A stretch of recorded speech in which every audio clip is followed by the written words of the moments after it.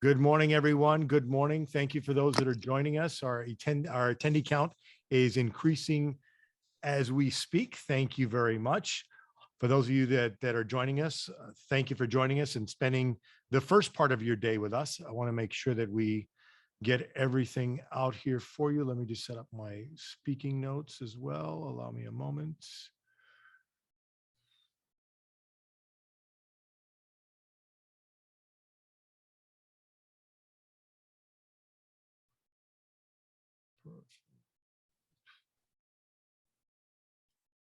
We'll just wait till our numbers increase, and then we'll go ahead and start. Those that are joining us, already up to 24 on the count.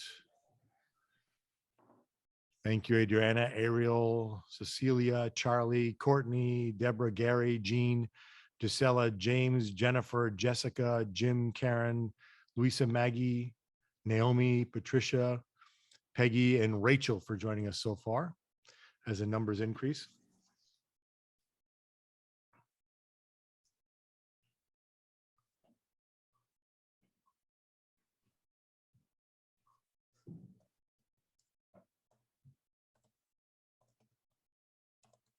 Oh, also, Andrew, if you can, please think of a trivia question, either within your presentation or something that people would know, because we are giving away two pairs of tickets for the Air and Sea Show.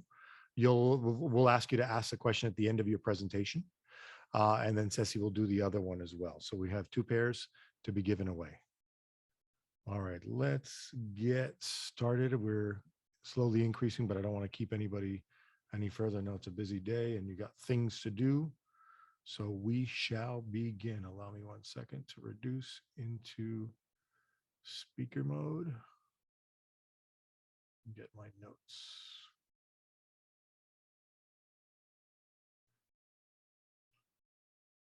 Okay, here we go.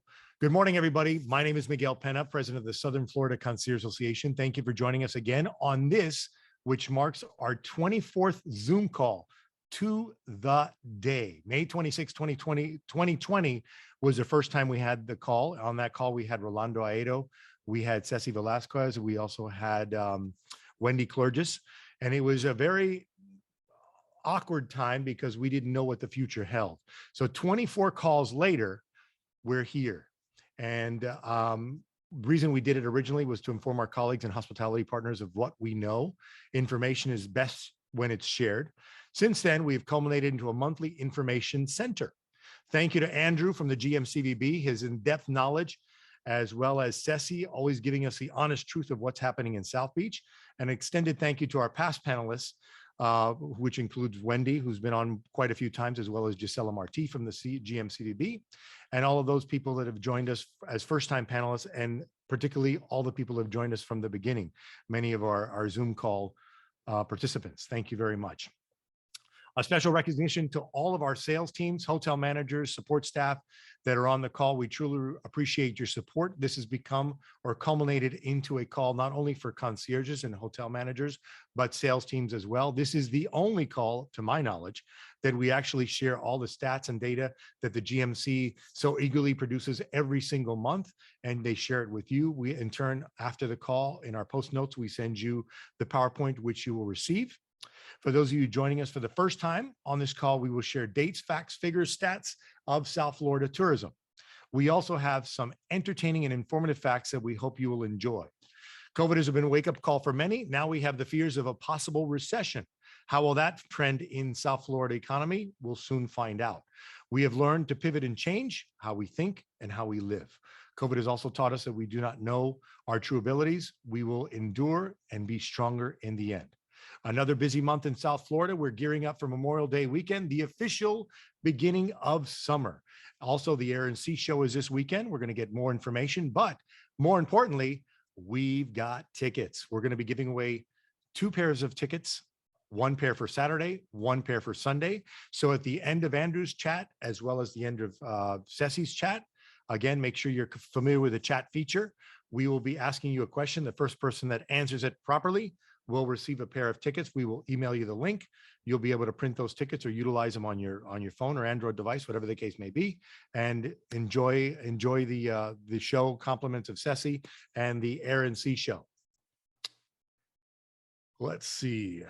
With that, our panelists this morning will be Bilal Hashwi, the proprietor of Zoom Ride, a share ride service. You've heard of Lyft. You've heard of Uber. There's others out there, including Zoom. We're going to hear more about that. We'll have Andrew Wobensmith from the Greater Miami Convention and Visitors Bureau giving us all the latest stats and data on what's going on in South Florida tourism, and then Executive Director of Ocean Drive Association, Ceci. So with that, as you can see on your screen, we already have the Zoom prompt up. I'd like to introduce you to Bilal Hashwi. Bilal, the microphone is yours. Please go, kind sir. Thank you, Miguel, and thank you everybody for inviting me today.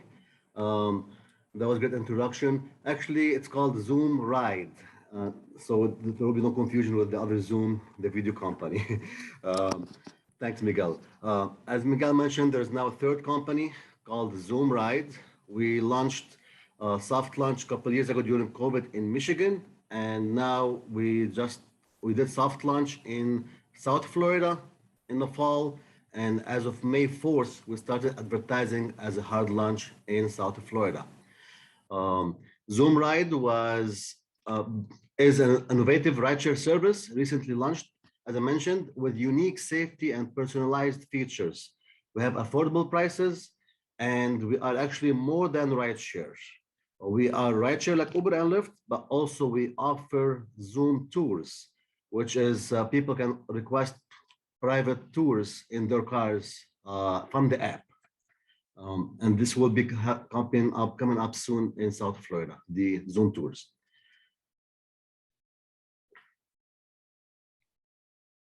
For some reason, the screen is not going down. Okay, there you go. Thank you. So I'd like to talk about,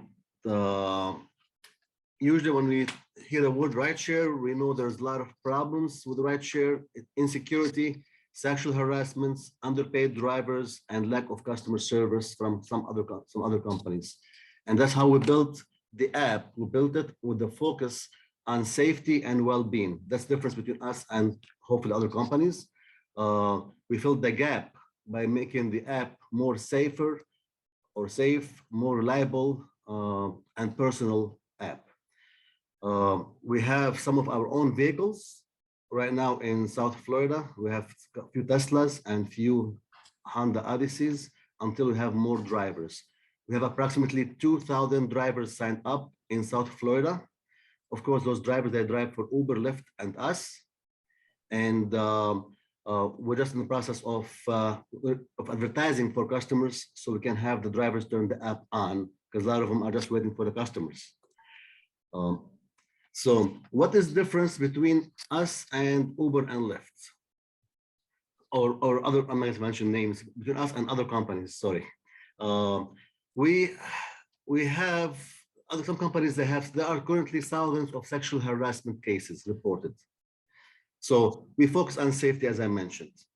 For example, we have an SOS button in the app. If someone presses the panic button in the app, the camera from the passenger's phone or driver's phone, whoever presses the panic button, we can see live in our office, live video, what's going on in the car. Can call the passenger, the driver, or the police and let them know where the car is.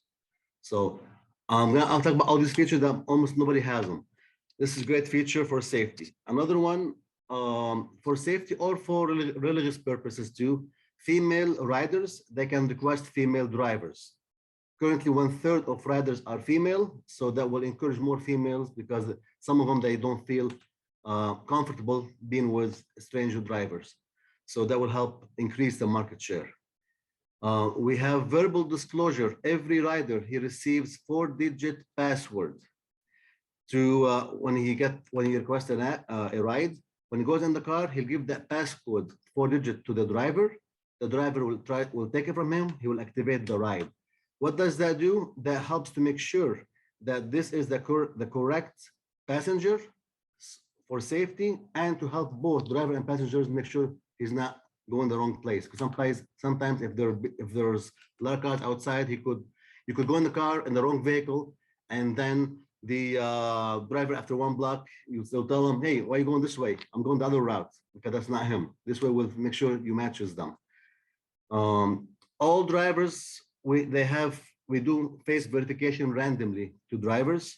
So to make sure he is the correct driver, not to give the car to his friend to drive it, because we do background check and we want to make sure all drivers are,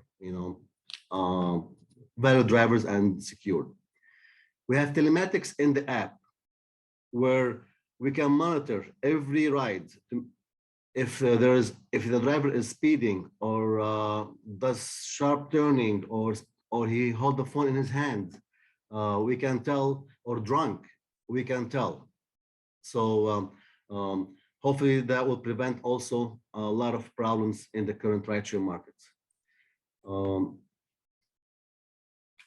So we have more features, like, for example, drivers can be requested by language spoken. If someone comes from, let's say, from Puerto Rico and does not speak English, or from another country, and he comes to Miami, he wants a driver that speaks his language, Spanish. All drivers, they put all the languages they speak in the app. So automatically the system will match a driver that speaks his language, if one is available. If not, then any other driver will come over. We're trying to make the app more personal, and this way, and they feel people more safer this way, or safer. And one of the good features is favorite driver. Currently, with some other platforms, they have star system. You can just put 1 star, 2 star, 4 star for the driver or passengers. We have that feature, but it does not help much. We want to make it more personal. So if you like the driver, you can, or his service, you can put them as favorites in the app, up to 10 drivers. Next time you order a ride, if one of those 10 people are, or 10 drivers, or how many drivers are close by, they will dispatch to you automatically. So you have the same driver all the time, if possible, if you like it. And there's a lot more features we can talk to you about. Booking for others is a lot easier. We will have free Wi-Fi in some vehicles in the future. And there's more ways to pay drivers that can get paid more. We pay them approximately, depends on, usually about an average about 30 to 50% more than the other companies that get paid, the drivers, because our overhead is cheaper and we have different ways to save money. Like, other people cannot cheat us, like by saying the driver was drunk, and if he's not drunk, because we know we monitor them. So what is the purpose of this meeting? Mostly for me is to let you know that there's a third company. We are already approved at the airports at Fort Lauderdale, Miami airports, West Palm Beach airport, Port Everglades, to pick up customers from there. So there's only us, Uber and Lyft as rideshare. And would like to ask for your help. If you can just refer your friends, family, customers, clients to us. And we are given incentives to our partners who refer people to us. We are given $20 coupon actually to drivers who sign up with us. And I gave Miguel lots of those coupons, and I think he passed out to lots of you. I'm sure he did. I'm sorry, I think so.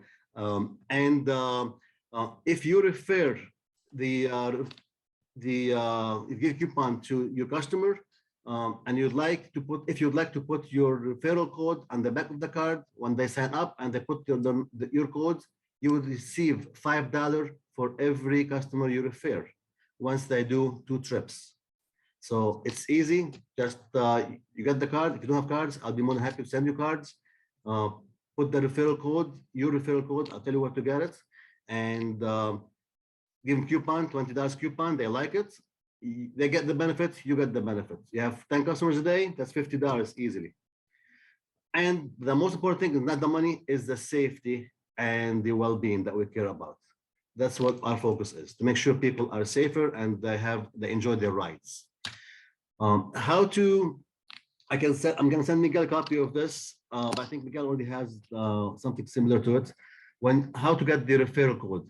When you download the Zoom Ride Passenger app, you can scan the code down here or from the coupon, and you can what do you call it?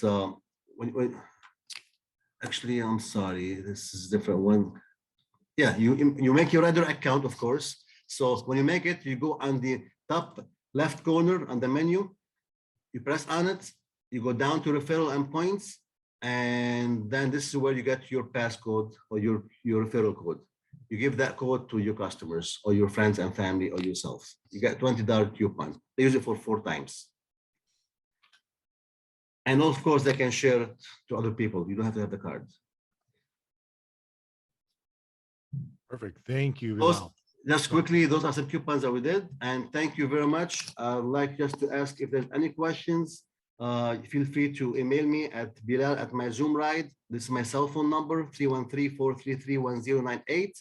And I'd like to ask you if you think you have any comments, any feedback, if there's any way you think you can help us spread the word and grow in South Florida and help your clients and guests, let me know.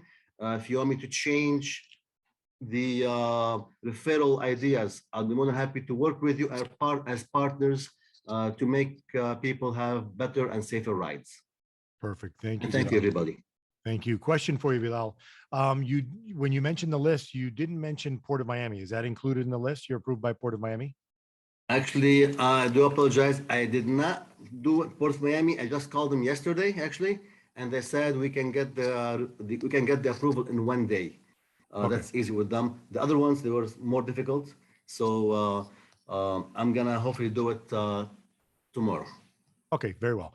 And then also, Ceci's already downloaded. Thank you, Ceci. Nicholas Perez has a question. Can the service be used for deliveries?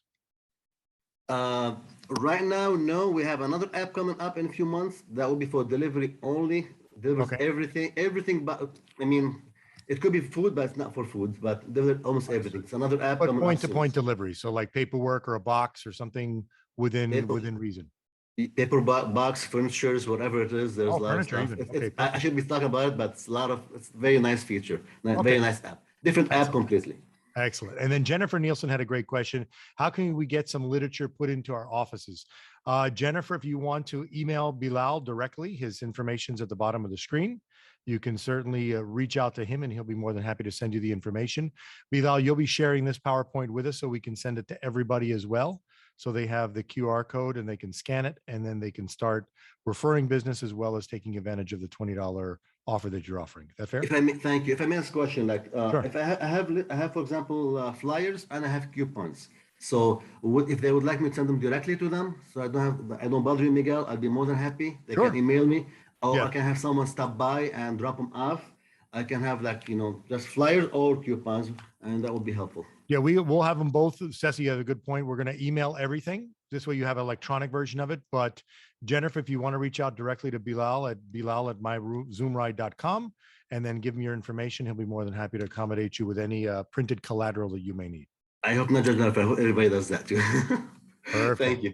Thank you. Thank you. If you want to stop the screen share, Bilal, and then I can have Andrew queue up. Andrew, go ahead and queue up. Thank you to everyone. Andrew, let's see, there we go. There we go. So for those of you who haven't joined us, this is not only one, but the most impactful. It's all the information that you don't get anywhere else, just here so far. And we've got the Director of Research and Business Intelligence. Imagine having a title like that. Andrew Robinsmith from the Greater Miami Convention and Visitors Bureau. Go ahead, Andrew. Well, thank you. Thanks for having me this morning on this call. And yeah, a really fancy title. I don't think I'm really that fancy of a person, but I do enjoy the title sometimes. I think and thank you for asking me. I've been coming here now, I guess, since August of last year. I've missed 1 month, but I really do enjoy the opportunity to come on here every month and talk about tourism. If you work in research, and there's probably a few researchers on this call, if you work in research or work with data, sometimes the most rewarding part of it is getting to share the results of your labor. And so For me, I find it really interesting what's going on here in Miami-Dade County and tourism in general. And it really is a privilege to come here every month and talk to you folks about what we're seeing here in our industry. So it's going to follow much the same format we've done for the last 8-9 months now. Today, I'm going to talk about industry performance in 2021, where we netted out. I'm going to talk a little bit about economics and some of the consumer sentiment stuff that we see. Then I'll focus on how we're seeing industry here on the ground perform, including F1. I know there's some questions about how F1 performed in our market. And then finally, we're going to talk about some future looks, some of the factors that we see going on that may affect tourism in the future. And of course, a Q&A if you have any questions about anything that I cover or anything that I don't cover. So with that, we'll get started. Real quickly here, again, I talked about this. 2021, we're going to talk a little bit about how we did in 2021. I'm not going to spend too much time on that.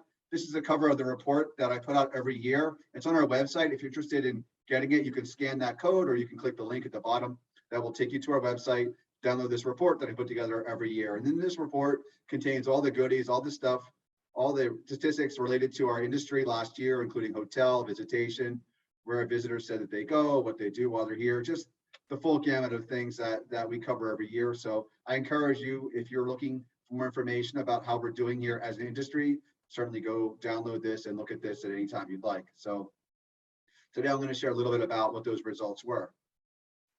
Visitor volume and spend. Visitor volume meaning the number of people that actually came to Miami-Dade County and spent time here in our county. We look at our visitors in two different ways. We look at domestic visitors, which are people in the United States, obviously, without Florida. We look at international, and we look at Florida resident. And then among those three groups, we look at what's an overnight visitor, who's somebody who's staying in Miami-Dade County for at least one night, or a day visitor, which is somebody who is not staying in Miami-Dade County and visiting for whatever it is, a day or more. Sometimes people struggle with that concept. It could be somebody from Brazil who is in Florida and staying in Fort Lauderdale, but if they come into Miami-Dade County and they come here for the day, they are considered a day visitor. So that may be more useful to some of you people. So in short, in 2019 was a record year for tourism for us. We had just over 24 million visitors. 2021, we met the volume of visitors that we did in 2019. And honestly, that is just absolutely incredible. I don't think that there's a destination like ours in our entire country, who knows where else, that could really say that. That could say that not only did we have a record year in 19, we actually met and truthfully exceeded by a few thousand people the number of visitors that we had in 2021. And we did that without a lot of the international markets. We did that with the cruise industry not being back online completely. And we did that without as many meetings or conventions. So that is amazing. And that was driven mostly by the domestic market and the demand for tourism here in Florida and certainly in Miami. Among that, down at the bottom there, that table just shows how much they spent while they were here in market. And what we see in 2019, our visitors spent $17.9 billion. In 2021, we saw an 8% increase over 2019. So that's fantastic. We know that, again, I don't think there's another destination that can say these very things. So just be very proud. I'm very grateful when I look at these conditions out there. I look at not just our numbers, but I look at the numbers of other destinations. And I just say, oh my God, there are a lot of other destinations out there, the big destinations like Los Angeles and New York, that are not going to be able to say anything like I just said. So again, be grateful. We really have something that's in demand here. So let me just move on from that. If you're wondering who came here this last year, looking at our domestic markets, New York City, these are the normal players, but New York City was en masse. If we're looking at the volume of people, as well as that percent change from 2019, because that's really where we're comparing ourselves, we see that there are tremendous double-digit increases among most domestic markets in their visitation to Miami-Dade County. This is domestic overnight, not talking about the day tripper, but they follow a similar pattern. I'm looking at these markets, Orlando, Tampa, Palm Beach, Naples. We did see a little bit of softness in some of these markets in terms of overnight visitation. I would say that's contributed to two things. One being the cruise industry not being completely online. A lot of Floridians, probably half of the cruise people coming here are Floridians. So with the cruise industry not quite running at full capacity, we saw that Florida visitation was down. We also have noticed that with these other areas opening up, there are more options. And a lot of Floridians, they opted to go to some of these other destinations instead of Miami. So those are the two explanations that we can find that would explain why we saw a little bit of softness from Floridians. But overall, that volume, as I mentioned, was very substantial. Internationally, the number one market we had was Colombia. And not only was it Colombia, it was Colombia by a long shot. As a matter of fact, it was a record year. We had about 35% more Colombians here in 2021 than we did in 2019. And then those secondary markets, Ecuador, Argentina, Mexico, were all very close in volume. While you don't usually see them in our top 10, this last year you did. So, you know, we don't have European markets in there, obviously, although some of these markets like Canada, while they were down drastically, they were starting to make some comeback, particularly towards the end of last year.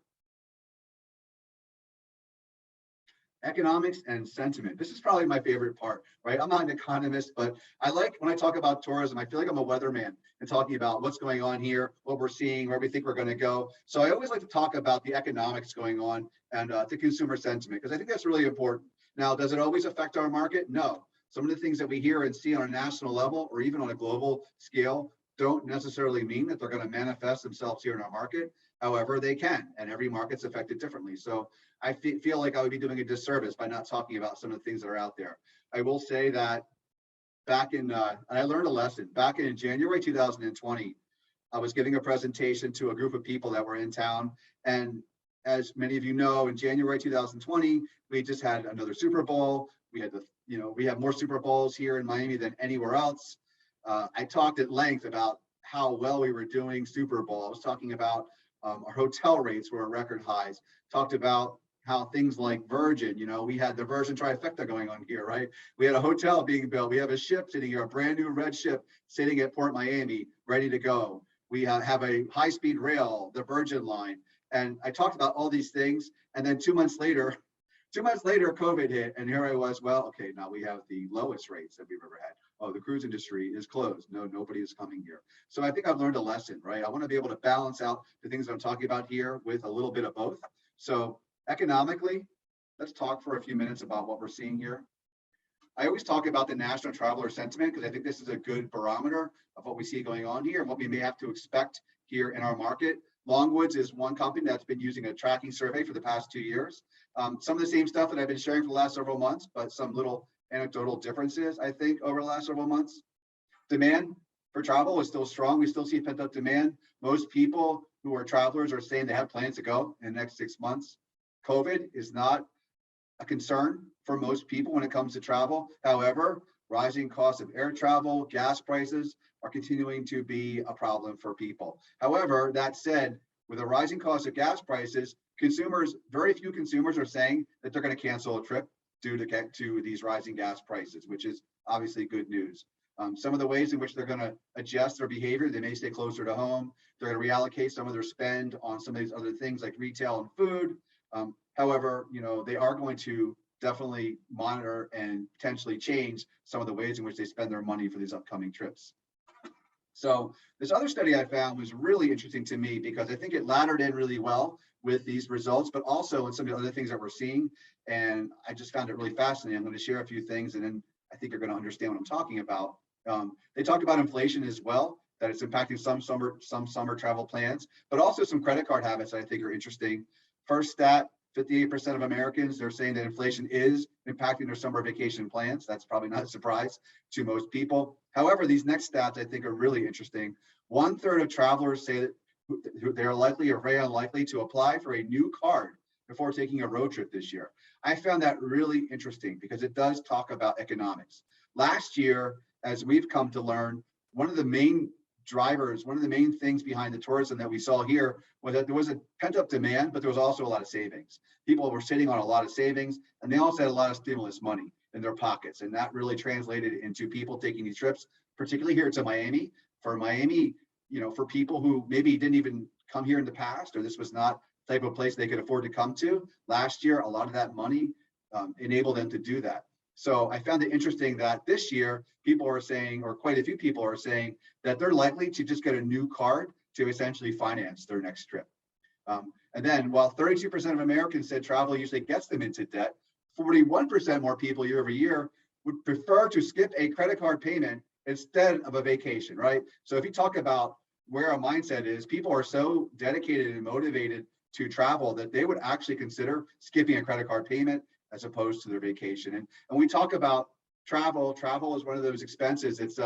It's discretionary, it's a disposable income. So if you have it, you travel normally. If you don't have it, you don't travel. So in this case, people may not have it, but they're going to travel anyway. And I think that's very important because we'll talk about how that could affect us in the future.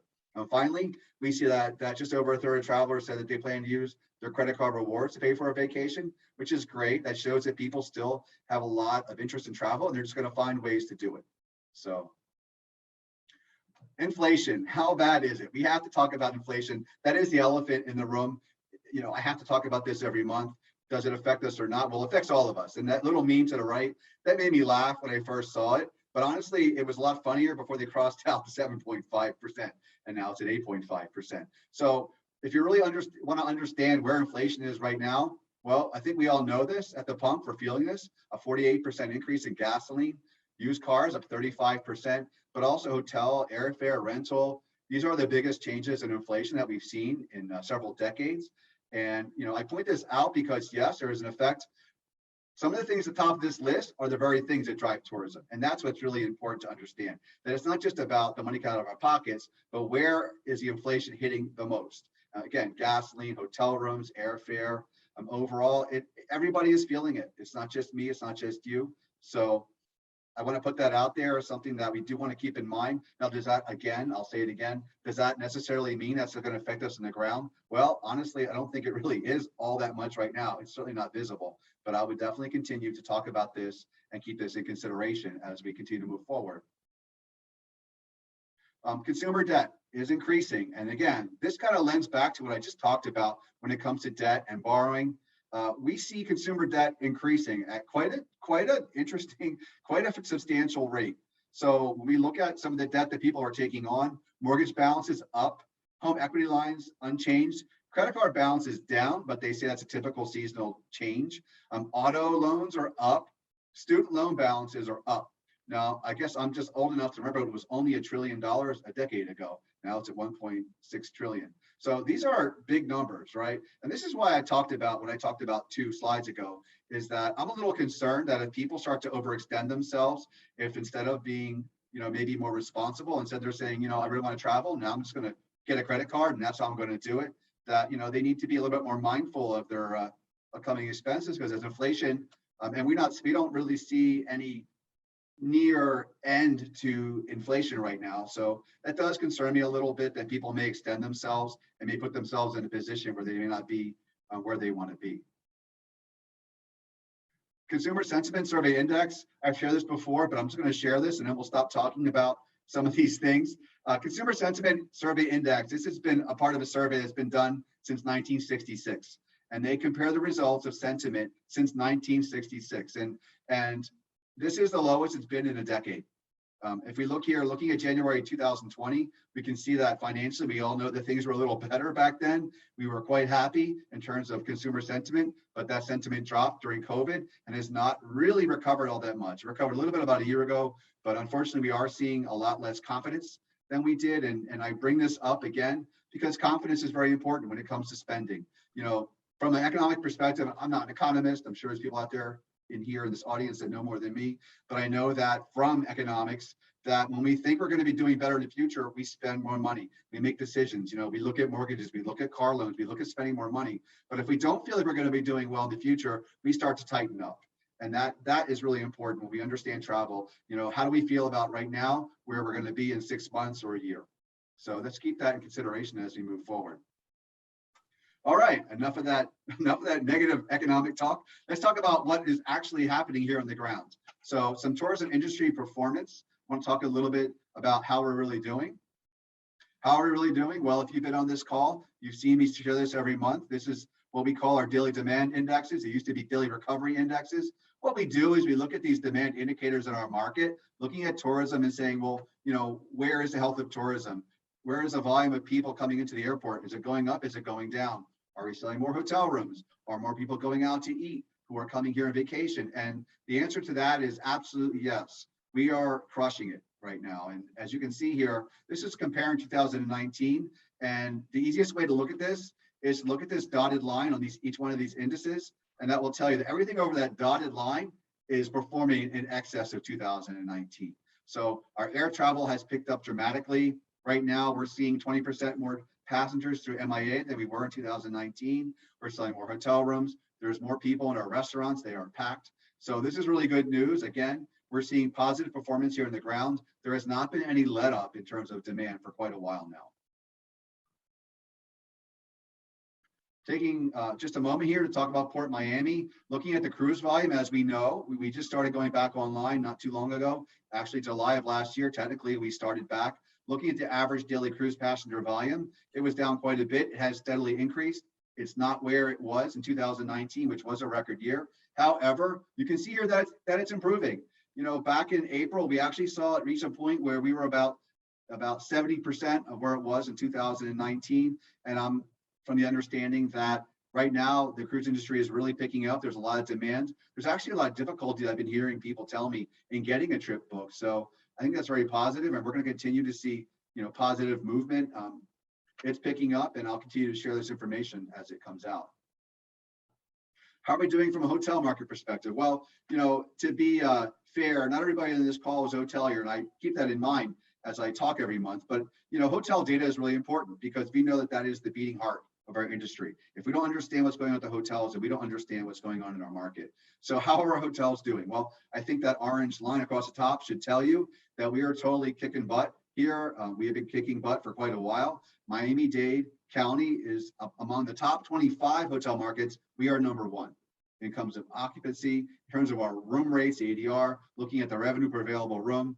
We are actually, I mean, look at Miami-Dade. I can't believe this. Normally we are dancing neck and neck, or Oahu Island is actually higher than us. We're actually, for the year, we're beating them by like $65 a room, and that's pretty impressive. So I would say hats off to you folks. We have been getting these high rates. You know, will they continue? Well, I'm not really sure. We'll talk about that. But right now we are sitting pretty right now. So Formula One, I know we've been asked a few questions about this. How do we actually perform? So I put together two tables. What I did is I took the 4 days of Formula One, and on the left side here, you're seeing how the performance of our market looks like.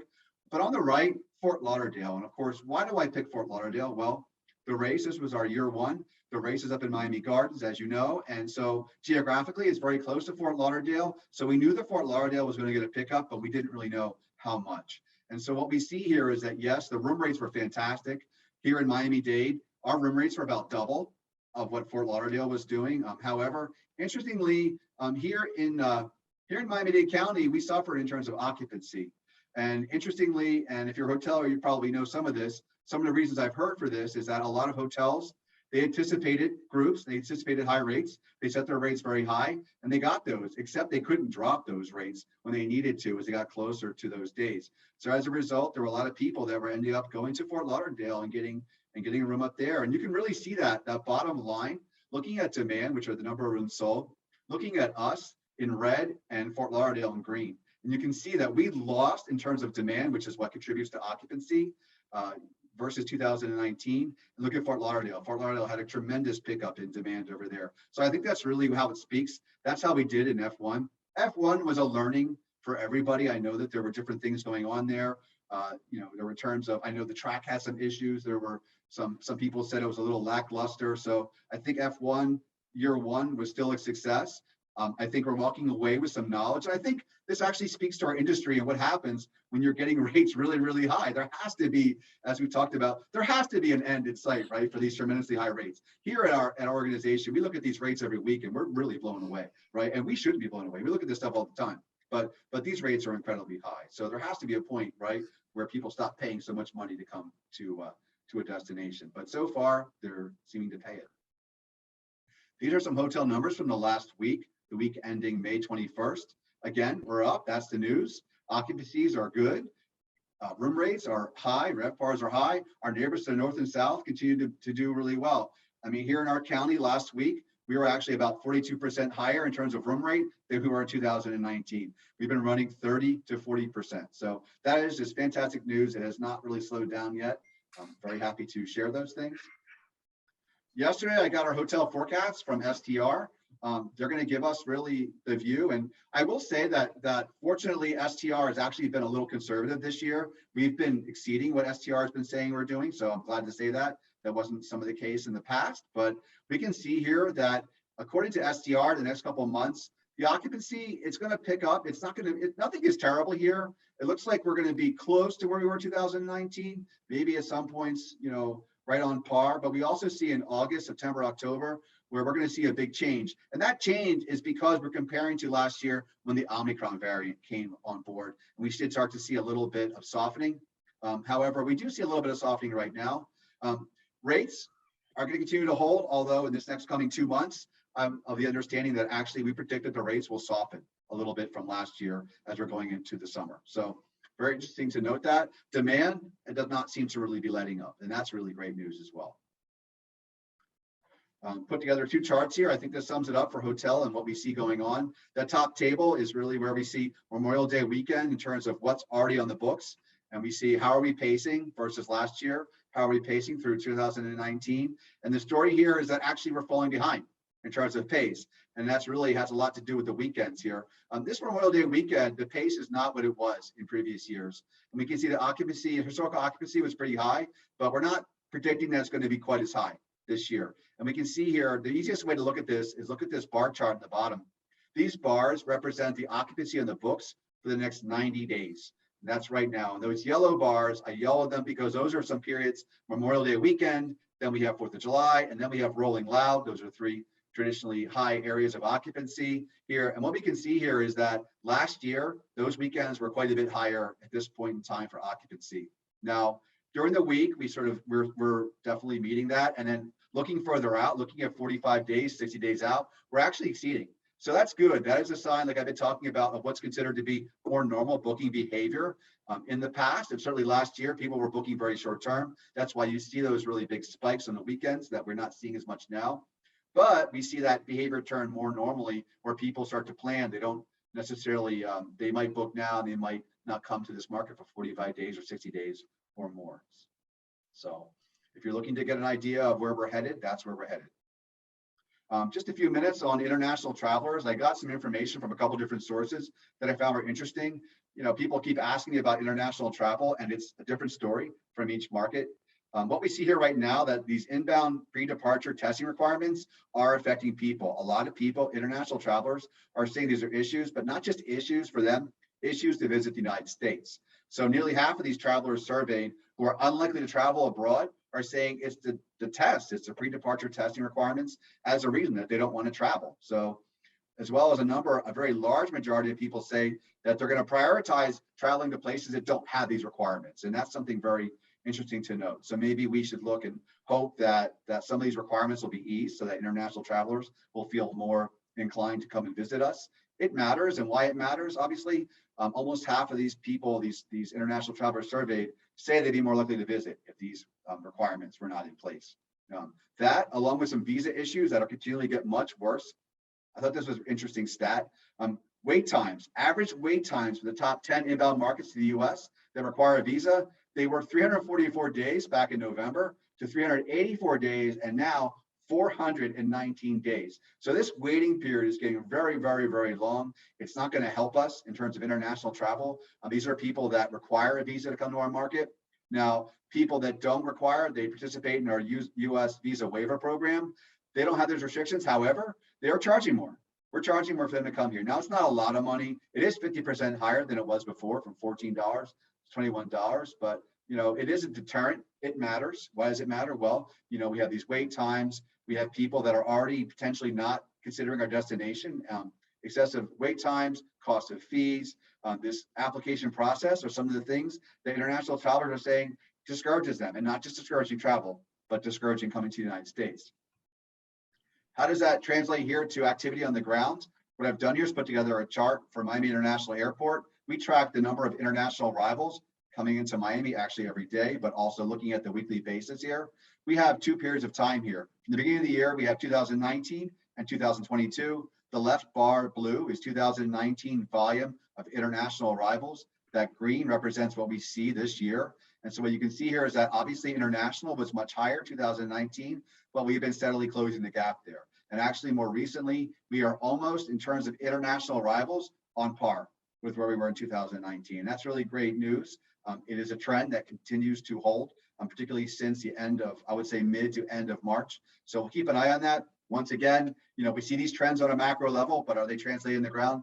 Maybe not, maybe soon, maybe not. So in summary, I'm just going to wrap this up. 2021, record year. Congratulations. This momentum in tourism has gone from 21 into 22. Every single indicator that we're seeing on the ground is right now good. It's full steam ahead. Inflation's a problem, as we've talked about. However, travelers don't seem to be quite deterred, maybe extending themselves a little bit too much. Our travelers will probably tend to be price conscious. Hotel rates really far maybe they've hit a ceiling after a record run. We learned a few things from F1. This forecast says that no, rates and demand are continuing to be good. They'll surpass 2019, at least in the short term. Booking pace, hotel booking pace has slowed down. We see there's a little bit of softness right now, but we're also comparing to a really strong year last year. The pace, most importantly, further out is holding on. And of course, if pace is holding on, our room rates are staying fair, then I think we're happy. Finally, international travel, it's recovering well. We still see it being strong here in our market, but there are barriers out there that are going to deter people from coming here. So that's it, folks. Hopefully you got a few things out of that. Happy to answer questions, and that's it. Things are looking pretty good. Thank you very much, Andrew, for another yet informative and educational piece. Anyone have any questions for Andrew? I have a question. It's time for Andrew to give us a question, and he alone will have the answer. Everybody ready on your chat feature? This will be for 2 tickets for Saturday for the Air and Sea show. So Andrew, you have your question ready? Go ahead and answer the question. I am ready. And first person to answer it correctly will win. Also very important. Just want to make sure we give fair role of play for everyone. So if you do win this first round, if Ceci asks the question the second round, if the winner of this one is disqualified because we don't want somebody to win both prizes. We want to make sure we give ample opportunity to everyone. So Andrew, go ahead and ask your question. Okay, it's a 2-part question.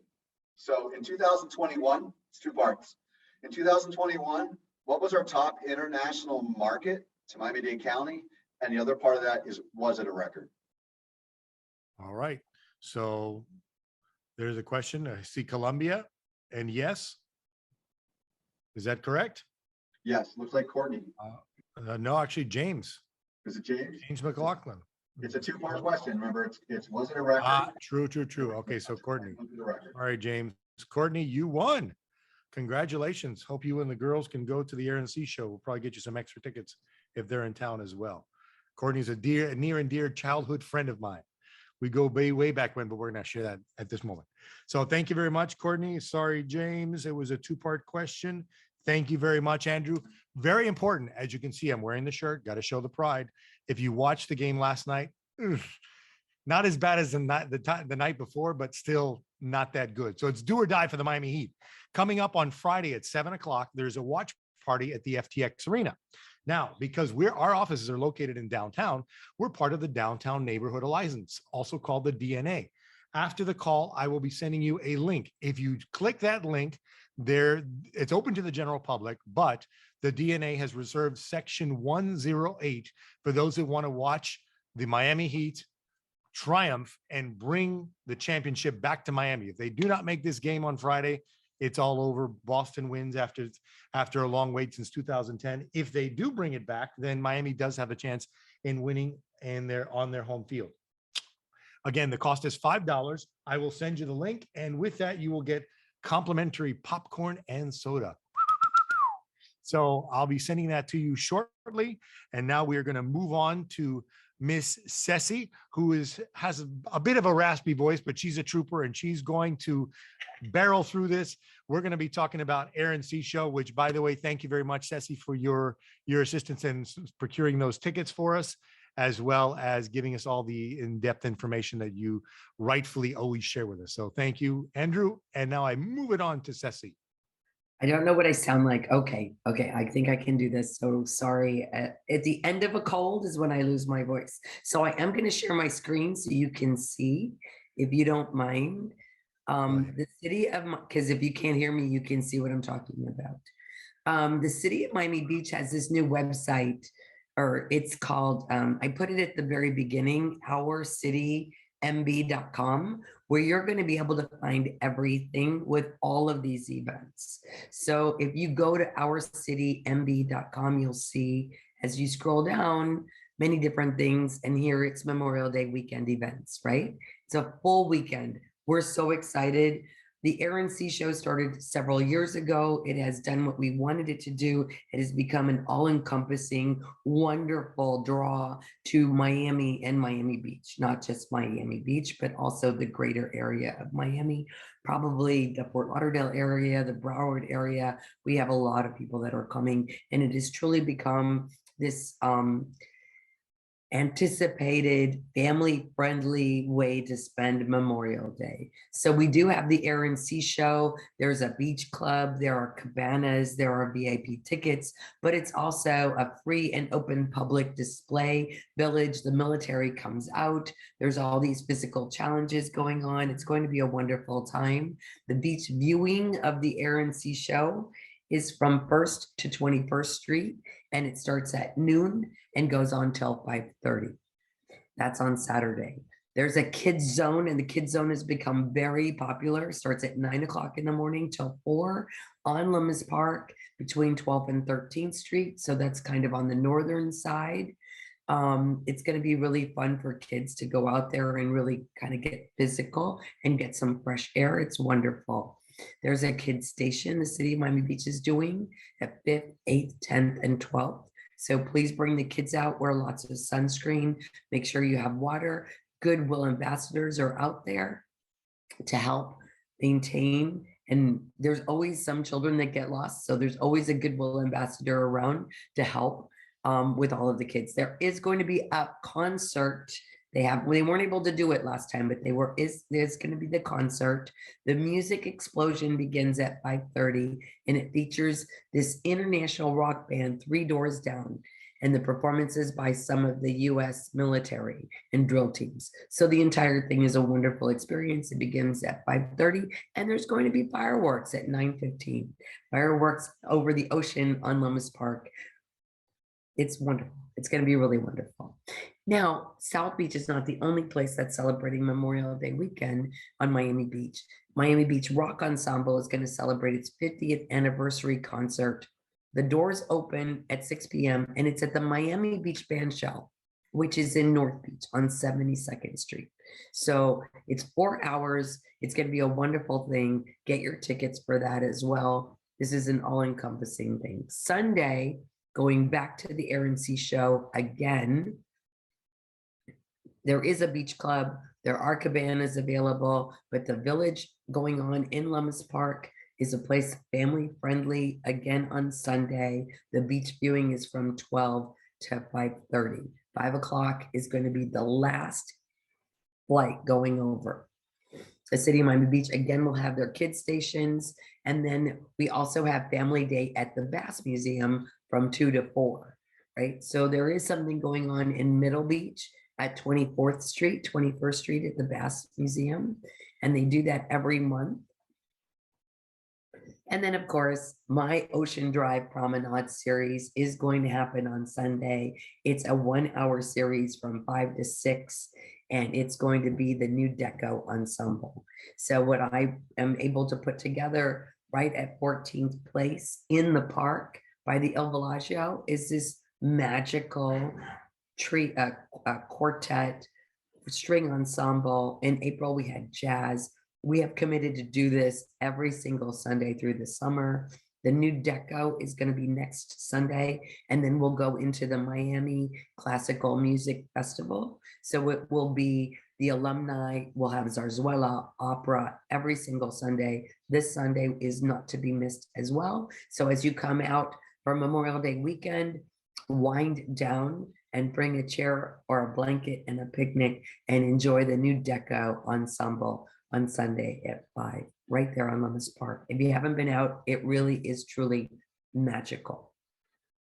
The Artscapes Collins Park always has this wonderful thing going on, and that's happening also on Sunday with the French Horn Collective, which is wonderful as well. If you haven't heard them, and they have small food vendors. So you're in Middle Beach and you want to walk down to Collins Park, they're also having activations. We are not in competition with each other. The most that is happening, more things that are happening in the city of Miami Beach, the more things that are walkable, the more parking that you can get to, the more things that you can experience, all the better. It's not like you're going to miss one thing and you're going to go to the other. It just fulfills the portfolio and it makes it a lovely place to be. Who doesn't like live music, by the way, right? And it's a wonderful thing to do. And then on Monday, it is Memorial Day. And every time we have this commemorative wreath that they do honor the American Legion, the veterans of foreign wars. They do honor and do tribute to all of our military who have paid the ultimate price for us. And that is truly what Memorial Day is about. And I encourage people to please come out and honor those that have sacrificed their lives for us, for our way of life in today's society with so much going on in the world. What we are seeing in the Ukraine, we need to really commemorate and pay homage to our veterans and our military who have fought for our way of life and let us be in a very free and open country. So I really encourage people to take that trip on Monday and do that one special thing for Memorial Day. But I also wanted to just show you this website where you can see anytime there is something going on in Miami Beach, they're going to be populating this website, which is ourcitymv.com, and you can see all of the little details, the park, all the questions you might have. Traffic. There is going to be a traffic mitigation plan. There is not going to be a lot of parking. There is going to be traffic, two-way traffic. It is not a loop. We are not doing the loop like we used to do, but please, if you're coming out for Memorial Day, make your transportation plans early, use rideshare, come early, find your parking space and get your, give yourself ample of time to get wherever you need to go. Here's the free parking shuttles. The information is here. The city staffing, all of these different things are right here on this website. I thought it was really important to share it with you. That's what I have. Excellent. Thank you very much, Ceci. Charlie has a question. How do they find availability and pricing for the VIP beach seating for the Hyundai Air and Sea Show? Their website, I would imagine. Website, correct. Their website. Right. I can share that with you, Miguel, if you want to send it out. I don't happen to have it. Sure. No worries. I'll send it out. Does anyone else have any questions regarding this presentation? No, we've had a few drop off, but we do have 2 more tickets to give away. This is going to be for Sunday. I just checked the weather forecast. Chance of showers both on Saturday and Sunday, but we'll hope, as well as Monday, but we'll hope for the best. Okay, Ceci, ready for your, well, wait a second. We have chats. Let's see. Nope. Okay, perfect. Go ahead and ask your question. Everybody ready with the chat response? Okay, so I have a 2-part question and it's a little bit of a trick question, okay? Okay, remember it's 2 parts. So you have to answer both parts in order to qualify. Not one part, but both. Go ahead, Ceci. The rock ensemble is celebrating what and where? Okay, rock ensemble celebrating what and where? We are waiting for the chat. Okay, 59-year anniversary of the band shell. Is that correct? It's 50. It's the 50th. And I'm going to tell you a little bit of the 50th anniversary of the band shell. So it's got it right. Charlotte got it right. Charlie, perfect. But it is the Miami Beach band shell. Miami Beach band shell. A little bit of a name change there. It's the Miami Beach band shell. Okay, so Charlie, congratulations. You are the proud winner. Let me see if I have any other questions. No, perfect. Excellent. Any questions for Bilal, Andrew, or Ceci before we conclude the call? No? All right, let me just go to my notes real quick. Allow me a second. All right, to all of our servicemen and women, as Ceci said, thank you for your ultimate sacrifice for our freedom. Whoop, go ahead, Ceci. Sorry, let me add. So Sure. Charlotte Bernadette Penis is having a new date. I will say that we're looking at spring break and we're looking at those concerts and we're looking at different variations and we're really looking at the best way that we can deal with March next year, March and April. It may not be that we have those concerts like we had this year. I don't believe that Bernadette Peters is going to be rescheduled. That was specifically for March and April and to, address some of the spring issues that we have. So I do want to tell you that we are still talking about different iterations and what is the best for our guests and how to deal with our tourist destination and make the most of that tourist destination. So it may not be exactly the way that we did it last year. Okay, thank you very much, Ceci. To all the servicemen and women and their families, thank you very much for your ultimate sacrifice for our freedoms. To all of our first responders as well, thank you very much. You are usually the ones that are running to the emergency where everyone else is running away from the emergency. It's easy to make a buck. It's tougher to make a difference. Let's strive to make a difference in the lives of others. It's a crazy time we live in, no doubt, especially this weekend, Memorial Day weekend. Start today throughout the weekend and possibly into next week. And if you see any serviceman in full uniform or any first responder, tell them thank you. Thank you for everything you do and the sacrifices you make on our behalf every single day. We will be emailing all this information out, Bilal's information, Ceci's information, as well as Andrew. Until next time, remember, go Heat, Friday night, 8:30. You can either watch it at the FTX or on TV. Let's pray that we will bring the tribute back home and not hand it to Boston in the Boston Arena. Until next time, God bless, take care, be safe, and happy Memorial Day, everyone. See you in June. Bye-bye.